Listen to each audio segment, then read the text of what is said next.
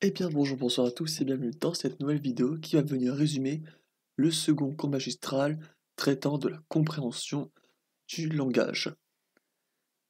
Et du coup là on va revenir sur le modèle de situation ainsi que la base de texte et la, la représentation de la structure, juste avant de parler de la suite. Hop. Du coup oui, sur des caractéristiques en fait, plus précisément du niveau de modèle de situation. Alors c'est uniquement au niveau du modèle de situation que la production d'inférences est possible. Donc là si vous ne comprenez pas, je vous invite à y revenir, à regarder la vidéo sur le premier résumé quoi. Donc en fait, inférer quelque chose consiste à trouver l'implicite d'un texte en passant par nos connaissances déjà existantes. Donc là on a un exemple d'inférence qui est du coup uniquement disponible euh, au niveau du modèle de situation. Si je vous donne la phrase «Le peintre s'occupe du haut des murs», on peut faire une inférence comme quoi si le mur est élevé, enfin si le mur est à une certaine hauteur, on peut faire une inférence comme quoi il serait certainement sur un escabeau. Peut-être pas sur une échelle, mais plus sur un escabeau, c'est plus probable. Donc ça, c'est une inférence. S'il s'occupe du haut des murs, ça veut dire qu'il est certainement en hauteur et donc sur un escabeau. Ça, c'est un peu une inférence qu'on peut faire. Alors, ce lieu d'interaction, donc entre les connaissances et la base de texte, peut donner une élaboration d'un modèle de situation appauvri selon notre domaine d'expertise. Donc, je rappelle, l'interaction, c'est toujours la même. Connaissance de base, texte. Les deux interagissent et ça crée un modèle de situation plus ou moins élaboré. Il est appauvri si on a peu de connaissances à mettre en plus par rapport à la base de texte. En effet, si une personne traite d'un texte sur un sujet qu'elle ne maîtrise pas, celle-ci va beaucoup plus se rattacher à la base de texte et créer peu de liens avec ses connaissances antérieures vu qu'elle en a quasiment pas si elle est novice dans le domaine traité par le texte.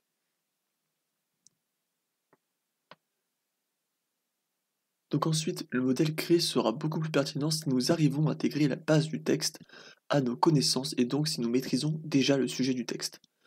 Autrement dit, le modèle de situation sera plus efficace si nous maîtrisons le sujet donné dans le texte, tout simplement. Donc là, on va parler de plusieurs expérimentations pour en fait venir corroborer l'idée de ce modèle de situation et ainsi connaître quel type de connaissances peuvent être utilisées dans le modèle de situation. Et on commence avec Potts et Peterson en 85. Donc les auteurs ont utilisé des noms d'animaux imaginaires pour vérifier si la production d'inférences et donc l'élaboration de modèles de situation, je rappelle, si on peut produire des inférences, ça veut dire qu'on a créé un modèle de situation, était présente même avec du contenu imaginaire. Alors pour cela, ils ont testé sur des participants la production d'inférences transitives. Donc l'inférence transitive, ça part d'un raisonnement. Si A est supérieur à B et B est supérieur à C, on peut faire l'inférence transitive que A est supérieur à C. Là, c'est dans l'exemple dans le diapo, qui n'est pas encore accessible sur Moodle, il me semble. Ou encore d'inférence en passant par des connaissances sémantiques. Donc là, les connaissances sémantiques, si dans une première phrase, on dit que A est plus grand que le poney, et dans la seconde phrase que, que le castor est plus grand que C, et ben on va utiliser la connaissance sémantique que le poney est plus grand que le castor. Ce n'est pas dit dans le texte, mais nous savons qu'un poney est plus grand qu'un castor. Pour après venir faire une inférence transitive A est plutôt plus grand que C. Donc au travers oui, de questions fermées, donc on demandait, euh, donc en fait là c'est les auteurs, enfin les expérimentateurs qui demandaient au sujet si finalement A était plus grand que Castor, si Poney était plus grand que C, etc. etc. Bon là j'ai fait un... Là il y avait l'exemple dans le diapo avec les animaux imaginaires, Jal, Toc et Kaz. Ils sont pas trop compliqués la vie pour inventer des noms d'animaux. Bon moi j'avais pas du tout envie de repartir là-dessus, de faire des animaux imaginaires, du coup je me suis dit on va faire un autre exemple. Et cette forme d'exemple va peut-être vous permettre de mieux retenir l'idée derrière que veulent montrer différents types de connaissances qu'on peut utiliser, bien distinguer les deux. Et donc du coup, moi j'ai pas parlé d'animaux imaginaires, mais d'animaux qui ont réellement existé. Après mon but c'était que vous ne les connaissiez pas, pour pouvoir faire des inférences justement à partir du raisonnement intuitif et non de vos connaissances sémantiques. Donc du coup on va parler de dinosaures. Ouais. Voilà. C'est l'idée que je me suis dit pour peut-être que vous connaissez pas. Et donc du coup, comme ça vous va, sans que j'ai inventé des noms d'animaux, comme ça en plus c'est utile, ça vous fait de vraies connaissances. Donc là, typiquement, j'ai 3 phrases. Donc l'Apatosaurus était plus lourd qu'un éléphant d'Afrique, le Dilophosaurus était plus léger qu'un cheval, et le Mégalosaurus était plus lourd qu'un cheval. Donc là, par connaissance sémantique, on a une inférence dans ces 3 phrases qui est possible. C'est tout simplement que nous savons, normalement, qu'un éléphant d'Afrique est plus lourd qu'un cheval. Ça, c'est une inférence qui utilise nos connaissances sémantiques. Ensuite, les inférences possibles selon le raisonnement transitif. Donc selon le raisonnement transitif, on sait du coup que le Mégalosaurus est plus lourd qu'un cheval, mais que le Dilophosaurus, est plus léger qu'un cheval. Donc, par transition, on apprend donc par inférence que le Mégalosaurus est plus lourd que le Dilophosaurus. Voilà.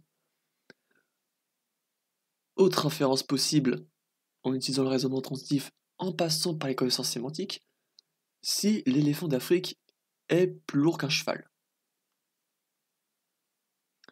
Ça signifie donc que l'Apatosaurus est plus lourd que le Dilophosaurus. Jusque-là, il y a juste 4 éléments. Et donc là, l'élément ici, entre l'éléphant d'Afrique et le cheval, le lien entre les deux est fait par nos connaissances sémantiques.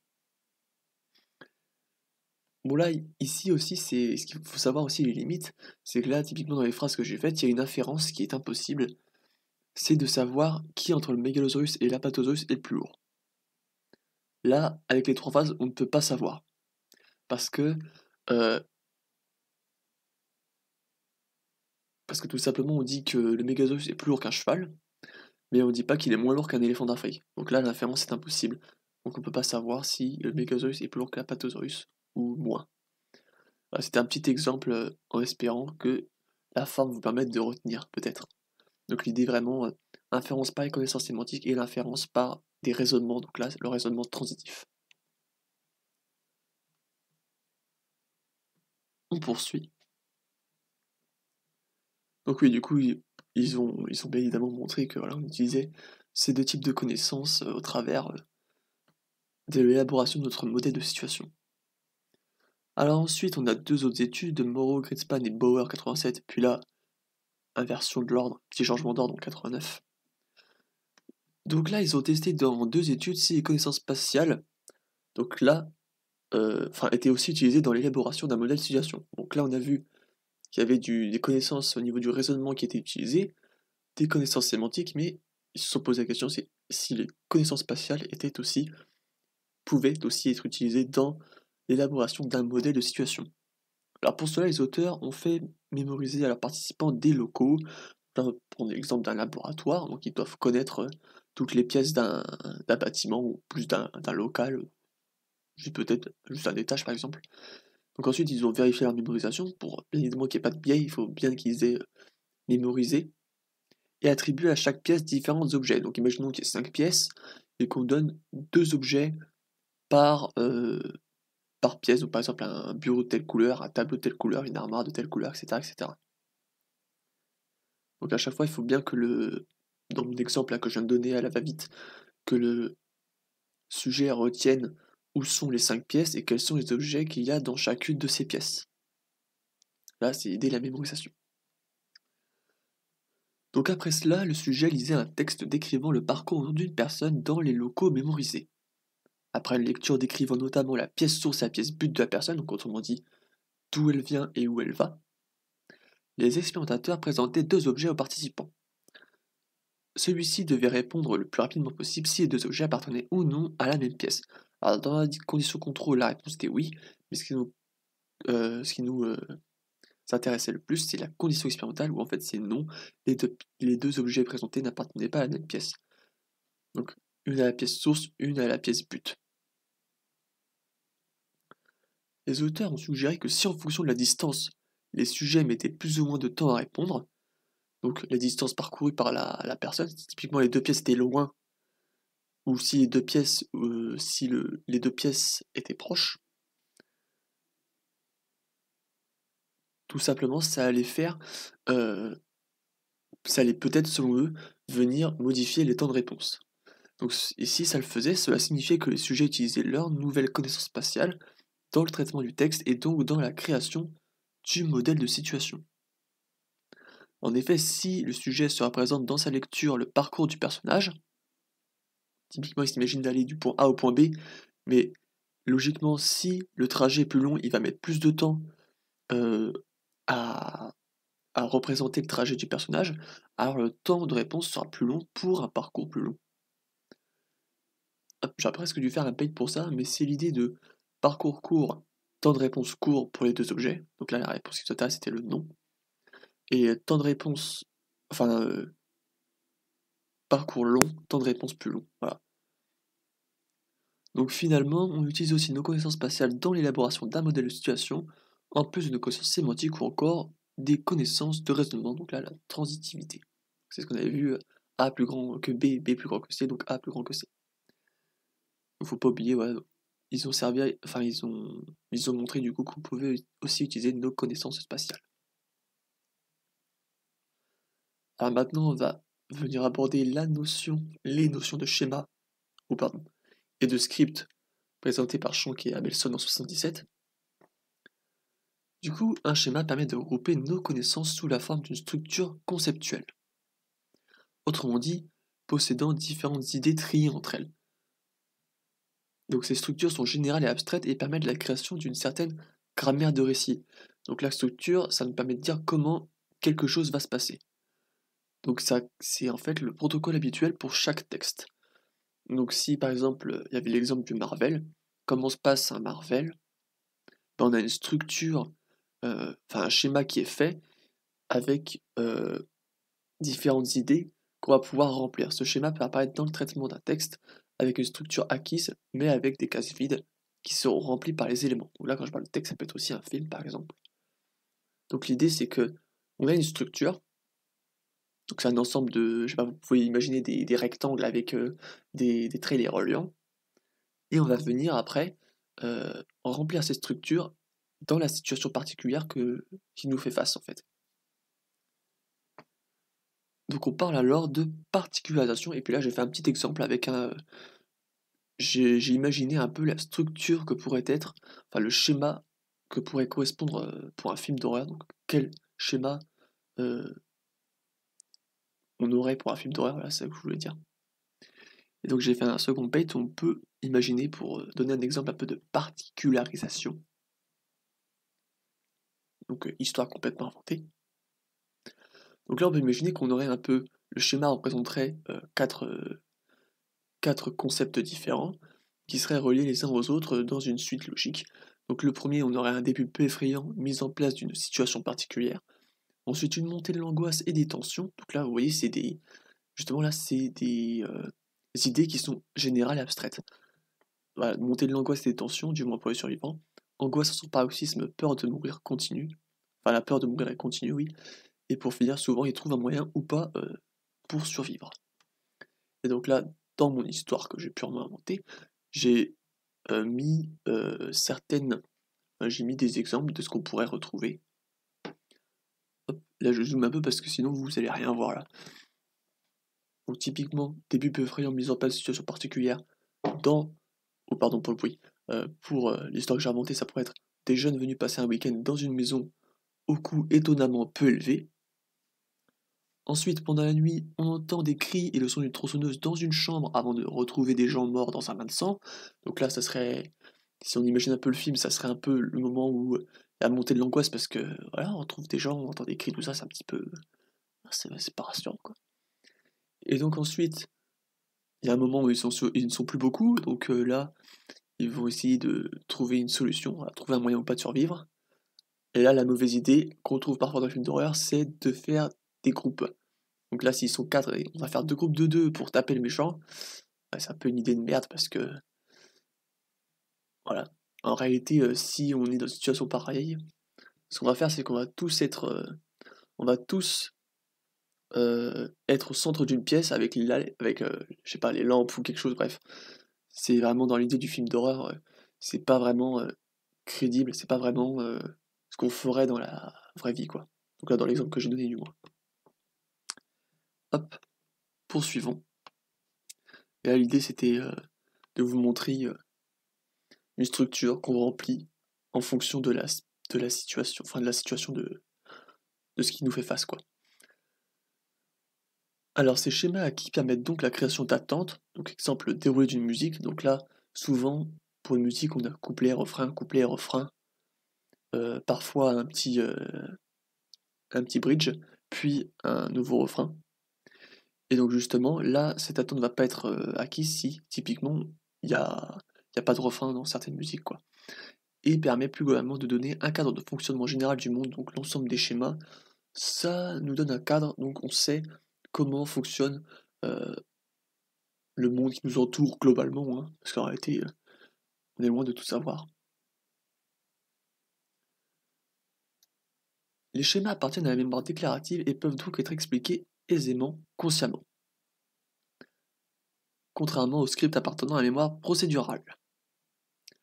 Donc là on passe au script. Les scripts sont aussi un ensemble structuré, mais ce coup-là d'actions qui permettent aussi d'avoir des attentes. Donc là on a exemple du restaurant au cours d'une attraction dans un parc, parc d'attractions quoi. Donc le restaurant, il y a un protocole précis d'action à suivre. Donc on attend, etc. On vient nous chercher, on attend pour la carte, etc. L'attraction, si tu veux faire le manège, bah déjà tu vas attendre et tu vas faire la queue comme tout le monde. Sauf si tu as ton pass VIP là et que tu as payé 80 balles pour faire plus de manège. Bon, c'était le moment rage quit.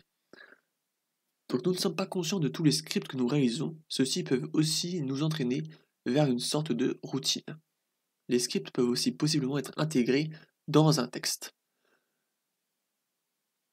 Donc là, typiquement, si on dit que Pierre veut aller faire un tour de chute canadienne, tout le script d'action avant d'aller faire cette chute canadienne, donc le script où on va attendre avant de faire son tour, bah, va en fait apparaître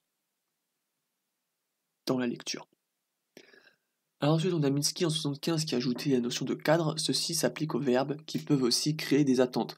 Donc là, il y a les verbes transitifs versus non transitifs. Donc par exemple, si il y a des verbes transitifs, c'est-à-dire qu'ils renvoient à quelque chose d'autre, donc donner, c'est donner à quelqu'un ou donner quelque chose, ou envoyer, j'ai envoyé quelque chose ou à quelqu'un, vous voyez. Et les verbes non transitifs, c'est quand on n'a pas d'attente d'une suite. Donc par exemple, je dis que j'ai envoyé un courrier, bah on va attendre à savoir à qui tu as envoyé le courrier. Donc là, c'est un verbe un peu transitif, on envoie à quelqu'un. Alors qu'un verbe non transitif, c'est tout à l'heure j'ai bu. Bah voilà, là c'est non transitif. J'ai bu à qui? À quoi? Bah non, ça marche pas. Alors pour finir, on a aussi Shank en 82. J'ai pas parlé des schèmes de Piaget. En plus, on avait vu ça très rapidement. Donc Shank en 82 a proposé le MOP, donc Memory Organization Packet, qui postule que l'ensemble de nos schémas serait organisé sous différents thèmes. L'ensemble des thèmes correspondant à nos connaissances. Donc là, c'est l'idée encore plus russe. On a nos connaissances qui sont qui correspondent à un ensemble de thèmes, et sous les thèmes, enfin dans les thèmes, dans le contenu des thèmes, il y a plein de schémas différents. Donc ce type de structure nous permet donc de traiter plus efficacement en texte tout en nous servant de nos connaissances. Ils procurent aussi des attentes et se doivent d'être flexibles pour une bonne adaptation aux nouveautés. Donc si typiquement on a une personne âgée qui est habituée au script de la restauration classique et qui d'un coup, euh, pour la première fois avec ses petits enfants, il va au fast-food et qui se met à attendre devant la porte, bah le script n'est pas bon. Donc là il n'est pas adapté à la situation. Voilà, on n'attend pas devant la porte au fast-food qu'on vienne nous asseoir, etc. C'est pas du tout euh, la même chose, même si le but final est le même. Alors, sans que nous nous en rendions compte, tes connaissances ou tes croyances, donc là, ce sont les représentations types, sont attendues dans la plupart des textes. Un texte qui expliciterait tout serait presque pénible car il présenterait des redondances par rapport à des connaissances que nous possédons déjà. Donc là, j'ai fait un exemple comme quoi l'implicite n'est pas forcément mauvais et qu'il est même presque omniprésent dans tout texte. Si je dis que Jean s'est déshydraté, ça nous suffit, on n'a pas besoin de plus de détails. Mais il y a de l'implicite là-dedans. Donc l'implicite, ce serait de dire pour cela, il a dévissé le bouchon de la bouteille, il a mis l'eau dans son verre, il a rapproché enfin il a bu son verre, etc., etc. Et ça, ce n'est pas utile car tout simplement, on a déjà les connaissances, on sait comment quelqu'un se déshydrate. Allez, du coup, on finit avec la mise en évidence des trois niveaux de représentation. Donc le niveau structure, base de texte et modèle de situation. Alors du coup, on reprend avec nos auteurs. Donc d'après Van Dijk et Kinch, les 3 niveaux de représentation, donc structure, base de texte et modèle de situation, possèdent des traces mnésiques différentes. La structure possède une trace mnésique courte, plutôt plus faible, étant donc plus rapidement inaccessible. La base de texte possède un niveau intermédiaire et le modèle de situation possède la trace mnésique la plus longue ou la plus forte si vous préférez. Donc là on voit bien la hiérarchie entre les 3 niveaux. Ainsi les 2 auteurs ont préconisé une méthode pour tester l'existence de ces 3 représentations distinctes. Alors, j'ai oublié de mettre un point. Ah oui, mais je suis maniaque à ce point-là. Hein. Ils ont proposé une tâche de reconnaissance dans laquelle le sujet lisait dans un premier temps un texte. Dans un second temps, des parties de phrases modifiées ou non sont présentées aux participants. Donc là, dans le groupe contrôle, ça appartenait vraiment, enfin on présente une phrase qui appartenait vraiment au texte, et dans l'expérimental, on ne présente pas une phrase qui était exactement présente comme ça dans le texte. En fait, on vient la modifier tout simplement. Donc un gradient de modification est appliqué dans la condition expérimentale. Donc en fait, il y a 3 types de fausses reconnaissances finalement. Donc d'abord, on a la forme qui peut être modifiée. Donc uniquement la forme, donc c'est pas les mêmes mots en fait. Donc la base de texte en explicitant par exemple une inférence ou une phrase sans rapport est présentée. Donc là en fait, soit on a la forme qui est modifiée, soit on a la base de texte avec une inférence qui est faite. C'était l'exemple de l'araignée qui rentre chez elle. Inférence, l'araignée a une maison. Donc là vous voyez une différence entre les deux et ça se passe par une inférence, donc la base de texte n'est pas exactement la même. Et une phrase sans rapport, donc là c'est pour tester euh, le modèle de situation. Ou plutôt, si ils avaient donné un autre mot, c'est distracteur lointain. Oui. Hop. Donc l'idée avec le pourcentage de non-reconnaissance, donc autrement dit, non-reconnaissance, c'est tout simplement... comment dire? Attendez. Je reviens tout de suite. J'ai besoin de réfléchir à tout. En fait, l'idée, c'est que pour les traces mnésiques les plus faibles, on devrait moins facilement détecter enfin, que ça n'appartenait pas, donc une fausse reconnaissance finalement. Au contraire, si la trace mnésique est plus forte, comme pour le modèle de situation, là on aurait de meilleurs résultats, donc ce qui signifierait concrètement qu'il détecterait plus les fausses reconnaissances de ce qui n'appartenait pas au texte globalement. Donc là c'est pour ça que j'ai fait ça, alors que c'est dans l'ordre inverse dans le diapo, puisque autrement dit, là la forme par exemple on va détecter 60% d'erreurs, base de texte va peut-être détecter 70% des erreurs, des fausses reconnaissances, et modèle de situation va peut-être se rapprocher des 100%, donc on va reconnaître toutes les phrases qui n'appartenaient pas. On va détecter, oh, comment dire, on va détecter toutes les fausses reconnaissances, voilà. Alors que là, on va moins en détecter, c'est ça l'idée.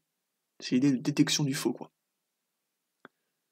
Alors, 2 études sont venues tester cette hypothèse des 3 représentations, donc une de Zimny en 87 et une seconde de Kinch-Welch, Schmalhofer et Zimny en 90. Donc le rejet d'une fausse reconnaissance, donc c'est un peu dit complexement, mais c'est le rejet du faux en fait tout simplement, donc d'une phrase qui n'appartient pas au texte, dépend du type de distracteur. Donc en fait, on détecte moins les fausses phrases quand uniquement la forme a été modifiée, et par contre on les détecte beaucoup plus si c'est carrément tout le sens qui a été modifié, si le distracteur est lointain. Ainsi, on comprend que l'accessibilité de la trace mnésique de la structure de surface décroît en premier, donc c'est celle qui dure le moins longtemps, suivi de la base de texte, puis du modèle de situation. Effectivement, si on ne détecte pas un changement de forme, cela signifie qu'on n'a plus accès. Si on en détecte moins que les changements de base de texte, ça veut dire que globalement, la représentation de la structure est moins accessible que la représentation de la base de texte. 7 jours après la lecture du texte, la détection de fausses reconnaissances est au niveau du hasard pour les structures de surface et la base du texte. Seul le modèle de situation reste accessible. Alors cela dépend bien évidemment d'autres facteurs que le temps, par exemple le nombre de lectures ou encore les efforts effectués pour essayer d'apprendre le texte, autrement appelé effort mnésique. Donc c'est sûr que si on fait des efforts mnésiques, peut-être que là au niveau base du texte, on ne serait pas au niveau du hasard, au bout de 7 jours. Alors, avec un modèle de situation appauvrie, donc là je vous rappelle, c'est quand on a une faible intégration de la base du texte à nos connaissances, la trace mnésique sera plus faible. En effet, si nous n'arrivons pas à lier de nouvelles connaissances à nos précédentes, l'information sera plus facilement oubliée. Donc là, c'est l'exemple des cours de L1, où vous savez, euh, cours de L1, on apprend, on débute dans la psychologie, et avant, par exemple au lycée, on n'avait pas du tout eu de cours de psychologie. Donc là, c'est tout un nouveau domaine que nous découvrons. Donc là, c'est un petit peu difficilement associable à nos connaissances passées, car on n'en avait tout simplement pas. C'est pour ça que les cours de L1 sont peut-être les plus simples, enfin ceux qui sont les plus sujets à être oubliés en fait. On a donc, d'après ces travaux, ouais là c'est très très mal dit, ça servait à rien, le nous avons. Hop. Du coup, on a donc, d'après ces travaux, une représentation textuelle multiniveau, donc là les 3 niveaux, structure, base de texte et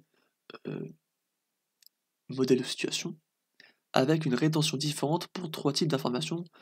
Donc la rétention est plus courte pour la structure, intermédiaire pour la base de texte et plus longue pour le modèle de situation, et d'autant plus si on maîtrisait le domaine du texte. La tâche de reconnaissance dépend aussi du niveau du lecteur-auditeur sur le domaine du texte.